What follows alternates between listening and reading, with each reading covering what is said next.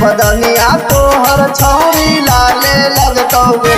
जब बिहार वाला छौरा रंगवा डाले लगतौगे। जब बिहार वाला छौरा रंगवा डाले लगतौगे। आगे गोरे बदनिया तोहर छौरी लाले लगतौगे। गोरे बदनिया तोहर छौरी लाले लगतौगे। जब बिहार वाला छौरा रंगवा डाले लगतौगे। जब बिहार वाला छौरा सब डाले लगतौगे।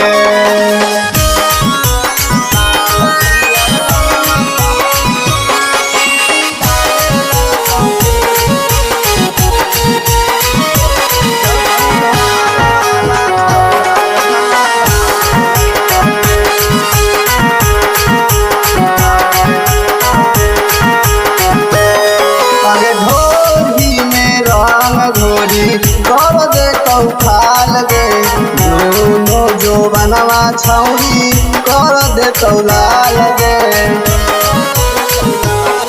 आगे ढोली में रंग घोरी कर दे तो खाल गे दोनों जो बनवा छौरी कर दे तो लाल गे। आगे लाल पियर रंगवा छौरी डाले लगतौगे। आगे लाल पियर रंगवा छौरी डाले लगतौगे।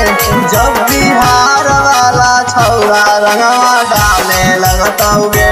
जब बिहार वाला छौरा सब डाले लगतौगे।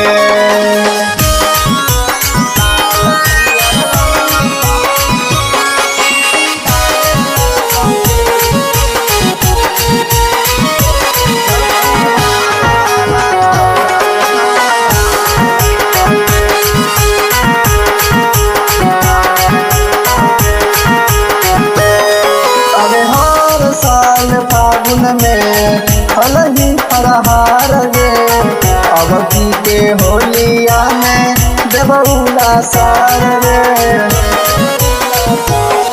अरे हर साल फागुन में हलही फरहार गे अब की के होलिया में देबौला सार गे। अगे ये सके बिहारी रंगवा डाले लगतौगे। आगे छोटू राजा रंगवा चोलिया में डाले लगतौगे। जब बिहार वाला छौरा रंगवा डाले लगतौगे। जब बिहार वाला छौरा सब डाले लगतौगे। आगे गोरे बदनिया तोहर छौरी लाले लगतौगे। गोरे बदनिया तोहर छौरी लाले लगतौगे। जब बिहार वाला छौरा रंगवा डाले लगतौगे। जब बिहार वाला छौरा सब डाले लगतौगे।